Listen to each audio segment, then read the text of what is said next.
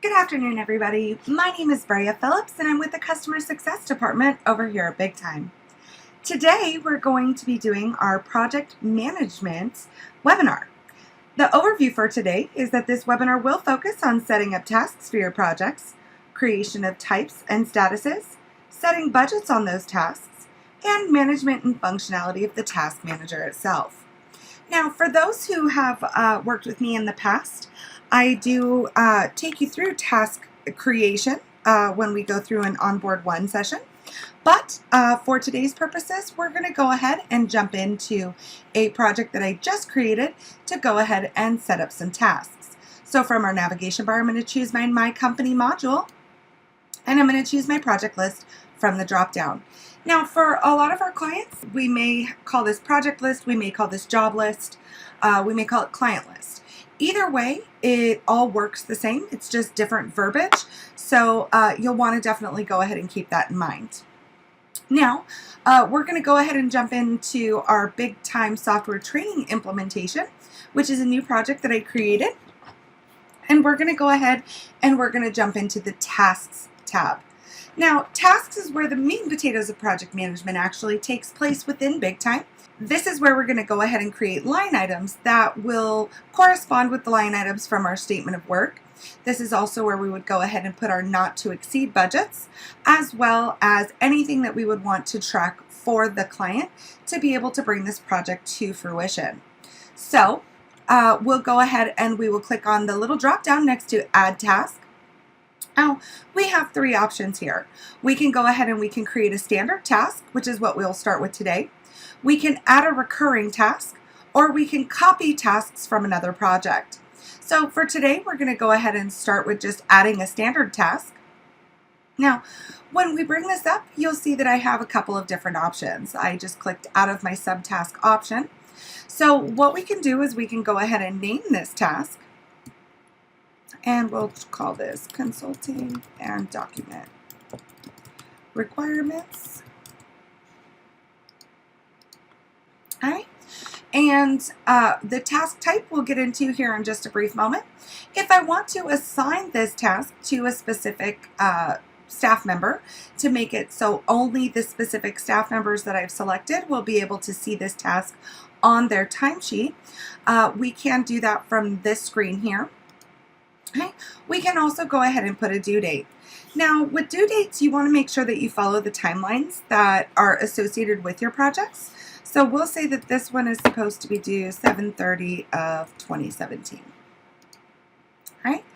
Now, again, we have another little drop-down arrow here, so always make sure that you're familiar with what we do have in our drop-downs. Now, we can just simply add this task. We can add plus new. We can add plus copy. Or we can add and edit. Add and edit is my favorite only because it will take us directly to the task details. So we'll go ahead and start on general info. You'll see that it will bring over the name of the project and the client that we're working for. The task that I've gone ahead and created, it will automatically put it into a task type because I do have those created here. However, we're going to talk about those a little bit more in detail when we get to our workflow page. And you can see the assign to also transfers over. We can prioritize our task from high to low priority. We can also go ahead and enable what type of entry we want this to be. So we can make this fee and expense. We can make it fee only, which means it will only show up as an option on the timesheet. Or we can make this expense only, which means it will only show up as an option for our employees to select on our expenses. Okay. Now, notes is a free-form field, but I do like to go ahead and share with my clients. This is a great place. Excuse me, typing.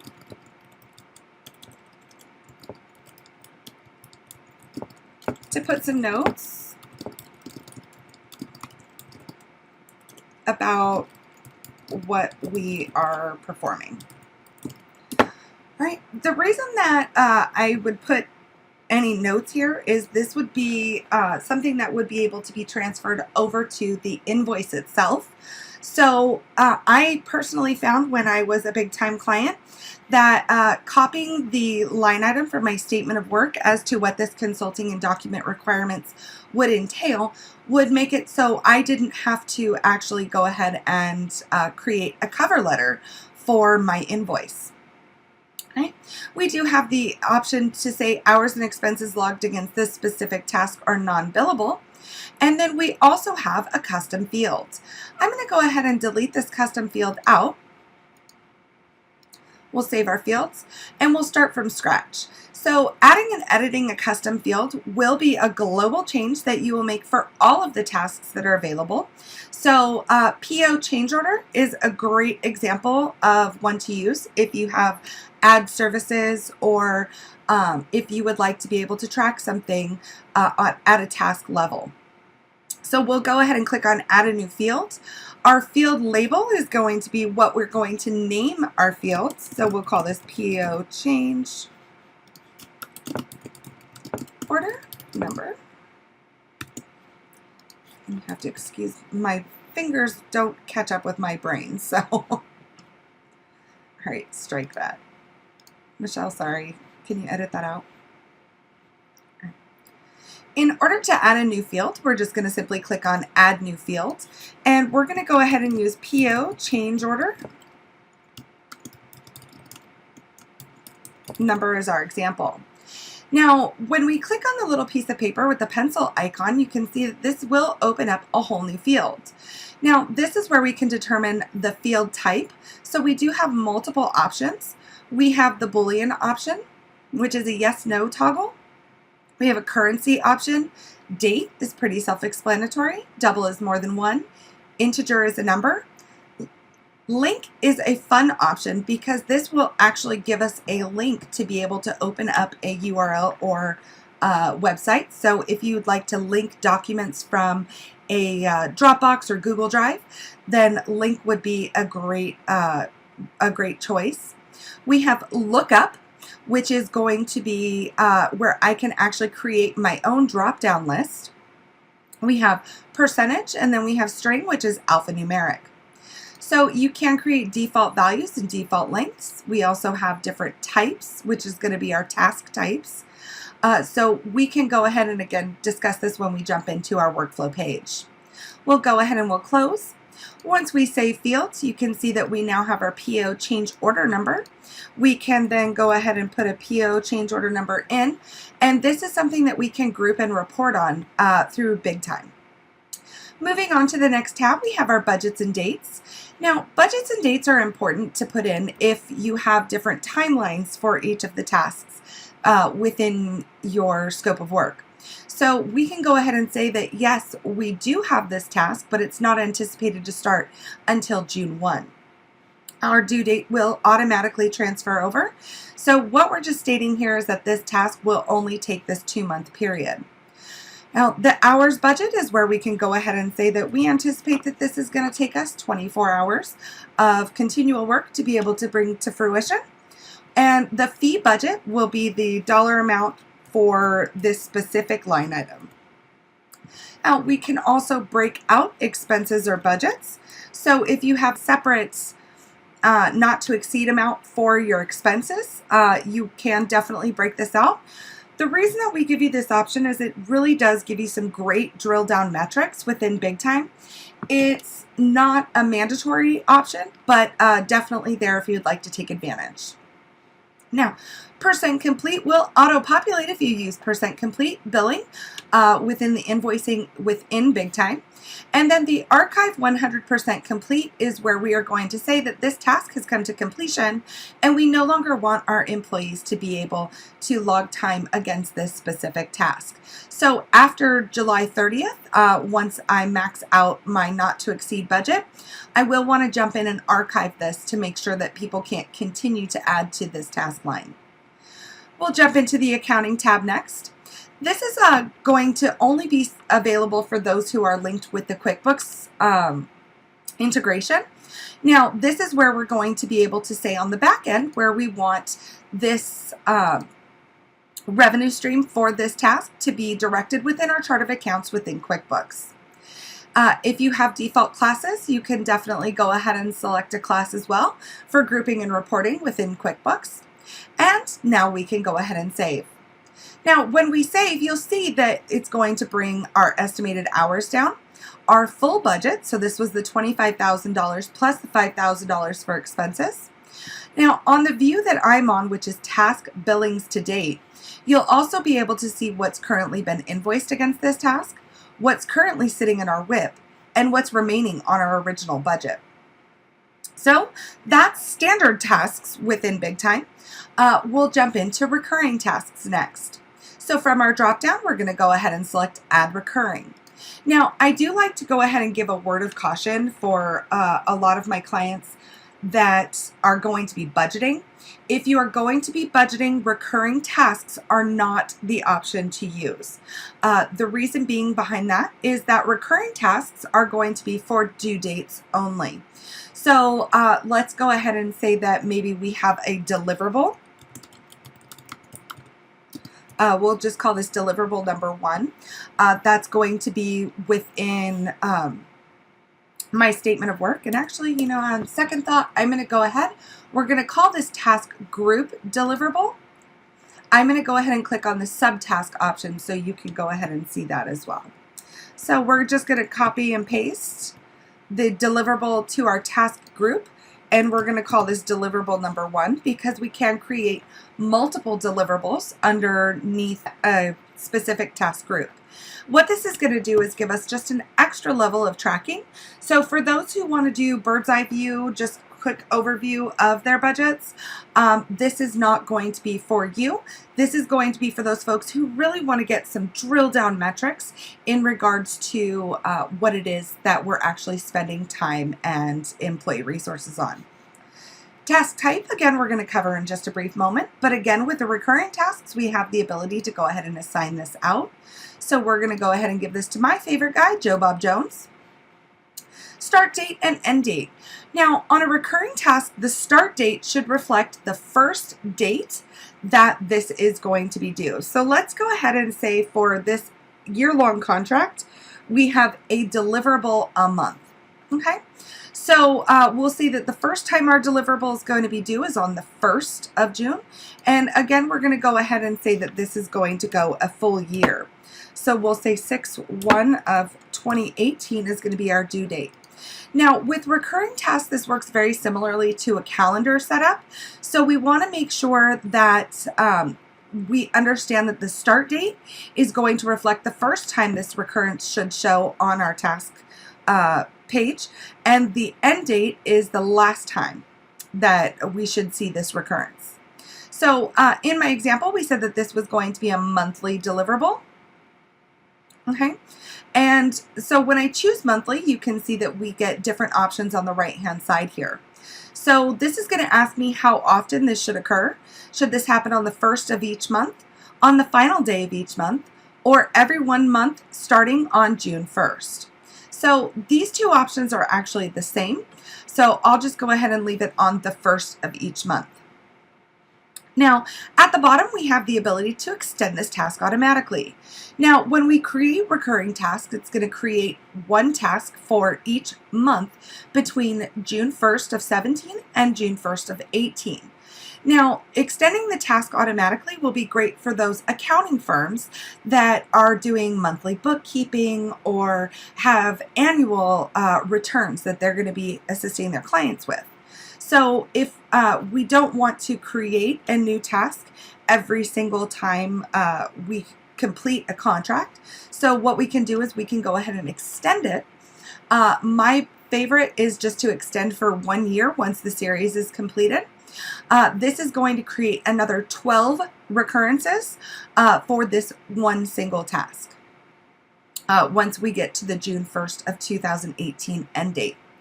So we're going to go ahead and we're going to save our recurring task here. All right. So let's go ahead and talk about recurring tasks just by jumping into this. So if we jump in, we do still have the budgets and dates, but remember, the due dates are really what we're going to be working with here. The budgets, budgets do not work on recurring tasks. So if you have a not to exceed budget for your task line item, you will want to use a standard budget. Now, we do have the option down here now to be able to edit the series. All right.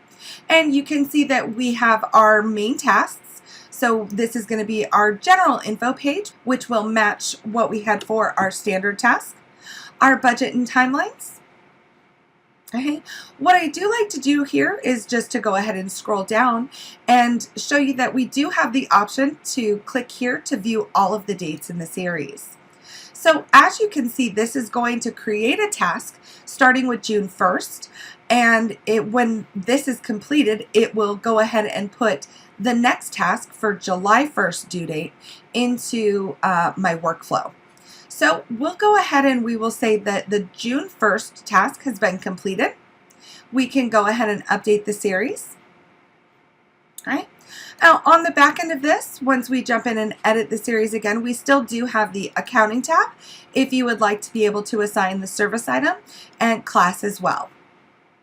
So we'll go ahead and we'll update our series here. All right.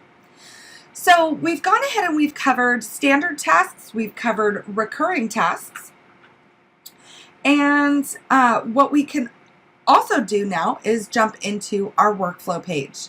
So within the workflow page itself, we can go workflow and then task dashboard. So we've seen entering a task at a project level.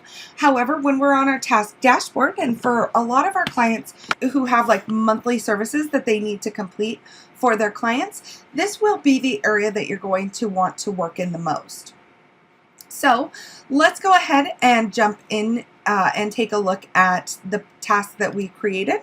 So if we come on down to our BigTime software training implementation, you can see our consulting and document requirements, as well as our one for our deliverable. Now you can identify that this is a recurring task by the little red flag that will pop up in the upper right-hand corner of the box for the task. And this will give you the same view as we had within the project. So if we go ahead and click on our task name, you can see it will open up our task fields where we're going to be able to go ahead and put some additional notes in, maybe jump in and put our PO change order number in, adjust our budgets or accounting. So let's go ahead and say that we're about halfway through our project here, and BigTime software reaches out to us and asks us for some ad services. Now we do have the opportunity to also go ahead and add a task from our workflow page itself. So let's go ahead and use the example that our consulting and document requirements is almost complete, and BigTime software reaches out to us and asks us to do some ad services. Oh, because I am a metrics person, I wouldn't actually jump into the consulting and document requirements and increase my budget. I would want to go ahead and actually create a new task for the ad services. So from the top field here, we're going to go ahead and choose our project from our drop down. Again, this can be ad services, and we can call this consulting. Now, task type we'll get into in just a brief moment, but again, this is going to be the standard entry that we've already gone through. Now, again, we'll have the opportunity to add and edit, where we can go ahead, jump in, do some assignments. Maybe we'll give this one a higher priority. We can say that this is only going to be visible on the timesheet. We'll go ahead and give ourselves a PO change order number, jump into our budget, say this will be for an additional $25,000. We can say that this is going to start on July 1st. And we'll give ourselves a $2,000 expense budget. We can say this one's going to take us 42 hours to complete, and we can save. All right, so just wanted to basically show you that adding a task from the task dashboard is very similar to the way that we had it set up within the project itself. So let's go ahead and let's talk about our task dashboard. So in the upper portion of the little gray column here, we do have our types. Now, types are going to be used to be able to do some grouping and some reporting within our tasks themselves. This also creates a workflow or a pipeline for any of the work that you have currently going in your firm. So let's go ahead and we'll add a task type, and let's go ahead and use just consulting as our task type. So we'll say that all of the consulting jobs that I have within my firm would follow the same workflow or pipeline to be able to come to fruition. Now, this really does help if you have multiple team members working on one task, so they can see what stage the task is in before they jump in and start contributing to that line item. So we'll go ahead and we'll add. Now, as you can see, we do have 6 different options across the top. The first is not started, in process, under review, admin, complete, and archived. So the line items that are within the workflow for consulting will mimic the original line items up top, but we see that we do have our little edit option here, so we can jump in. Now, at this point, we do still have the same six categories across the top. However, we can go ahead and we can actually add additional steps within our workflow. So let's go ahead and in process, let's do discovery as an option. Okay, we'll do some under review. We can also go ahead and add another step and say that this is waiting on confirmation. Okay, under admin, we can say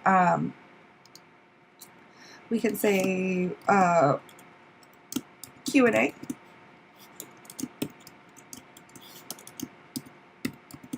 All right.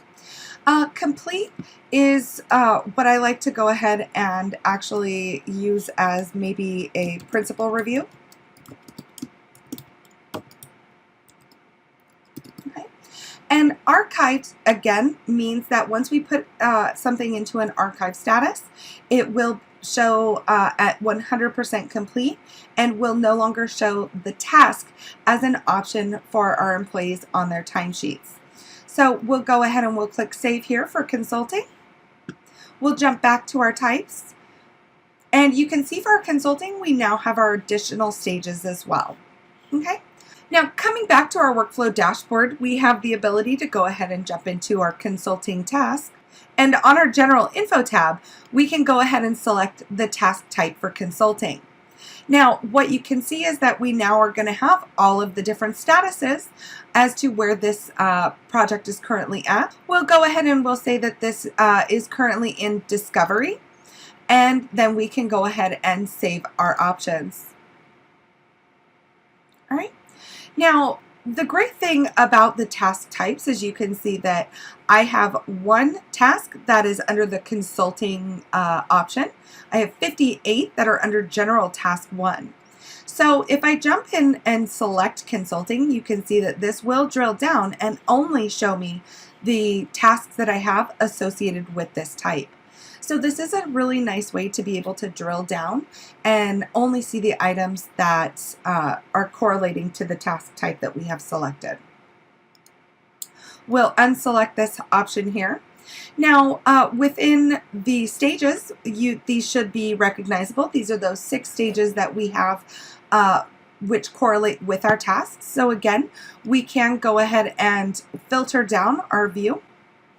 And we can see our BigTime software consulting and document requirements and our one deliverable. We can see our one here. So we can select more than one option to be able to see what's not started and what's in process. And even though I did create additional line items for the consulting workflow, it would still be correlating to the 6 that are available across the top when we do our types. So just again talking about the different options that we have here on the left hand side. We have our due dates, so we can see that we now have 12 that are currently overdue. So if we take a look at our start dates here, this is going to be the start dates and due dates that we have built into our tasks themselves. So we can see what options are due today, this week, this month, and use any combination of these options to be able to see what is happening within our tasks. Now, we also have our assignments. So we've gone ahead and we did assign that one job for training to my favorite guy, Joe Bob Jones. So you can see that our deliverable here is available, and so we can also filter down by staff list or by the staff members. Okay. So if we go ahead and unselect the staff member, again, you can use any combination of types, stages, due dates, or assignments to be able to see exactly where your tasks are within your firm. Now, across the top, we can always refresh our page. When we jump in, and let's go ahead and say that we're going to update the tasks for our Anvil project management, we can select all of our options here. And as you can see, in the upper left-hand side of our screen, we have a new button that's available, Bulk Actions. Now, Bulk Actions are where we can actually archive all of these tasks to say that they're all completed. We can update the status. We can reassign them to a specific staff member, or we can remove assignments. We can also delete the tasks. So we'll go ahead and we're going to update our status here. So we have some that are in general task 1 and task type. Say that 5 times fast. So we can go ahead and say that all of these are in admin status. We can say that these are in InDesign status and go ahead and update. For those that are blank, it's asking me to assign a type, and then we can go ahead and say that give it a status as well. All right, so that will go ahead and refresh our items here. Now, continuing across the top, let's talk about different views. So right now we are currently in a flat view, but we do have the option to view by project. Okay, that will bring our project to the top and each of our phases or tasks underneath the project, and then each of the line items that correspond with that task type. We can also go ahead and do the task view itself. So by task is going to be, if you're using subtasks, this will give you a really nice view to be able to see what actually falls under that subtask heading. All right. Continuing over, flat view is my preferred view. The reason for that is because we can actually jump in and start sorting by the headers within our task manager. So if we click on task, we can go ahead and we'll make sure that this sorts A to Z going down from the top. We can also put it in ascending or descending order depending on how we click on it. We can log time directly towards a task. So if we're in our task dashboard, we can go ahead and start a timer. We can go ahead and we can sort by group. We can sort by type. PO change order number is the custom field that I created within my projects. We can again sort by project. If we scroll over, we do have different options here available as well. So continuing across the top is going to be our little magnifying glass. Now the magnifying glass works very similarly to the Control F function on your computer. So let's go ahead and say that I only want to see the work that would be associated with Mr. Tony Stark over at Stark Industries. So you can see that once I type the word Stark in, I have 17 tasks that are going to be associated with this Stark. I can go ahead and toggle through them, and it will highlight using the little red indicator. So again, just another drill down view. So we can go ahead and close this view out by using the little X in the upper right hand corner. We also have the ability to filter options within our task dashboard. So filtering is going to work very similarly to Excel, where we can jump in and say, I really only want to see projects for Stark Industries. Tony Stark's my favorite guy. So if I apply, this will go ahead and bring down my view to only show tasks that are associated with the projects for Stark. So I'm going to go ahead and clear my, my filter here and go ahead and remove. Now the next option is going to be our little gear icon. Now anytime we see the gear icon within BigTime, that does mean that we can customize our view. Now when you customize the view, this is a global change, so this is only something that's available for system administrators. So when we click on our gear icon, you can see all of the columns that we currently have within our current view. We can come down and we can say start date. Although important, I really only want to see the due date. We can also go ahead and remove that custom field. So that will go ahead and actually bring down the columns that we now have available, so it's not so wide. Now on our task dashboard, we also have the ability to go ahead and export to either a PDF or Excel view. We can also go ahead and expand our view if we want to go ahead and remove our navigation bar from the top of the screen and just give us a little bit more real estate on our screen when we're taking a look at our tasks. So we can bring that back down. The last thing that we have within our task dashboard is, again, just a way to be able to group and filter all of our tasks. So summary by due date is going to be the first option that we see. Again, this is interactive, so you can go ahead and click on any one of these tiles. So this will show you just our 12 overdue tiles. We can go ahead and select today as well to be able to see the items that would be selected today. We can go ahead and turn off the function by just clicking on that again. We can see that we have 2 that are due this month for Dunder Mifflin, or sorry, this week. And again, just by clicking on that will bring us back to our master view. We can go ahead and do a summary by status as well. So if we want to see the items that fall into the workflow for our in process, you can see that we have all of those options here. We have some for our Acme Core, and we also have the option for consulting for our BigTime software training. So again, this is just going to be a way for you to be able to really drill down and see specifically, you know, where your workflow for all of your tasks currently stand within the firm. We can also do a summary by last modified. So you can see that we have 38 that have been modified within the last 0 to 5 days. We have 6 for the last 11 to 30 and 73 that have been modified greater than 31 days out. All right. So that is everything for our project management and budgeting webinar. On behalf of the BigTime team over here, especially our support and success team, I do thank you for attending. If you have any questions, please do not hesitate to reach out to our support team at support@bigtime.net. We also do have our little option up here with the question mark with the circle around it to be able to participate in the live chat function. We do thank you again for attending and hope you have a wonderful day.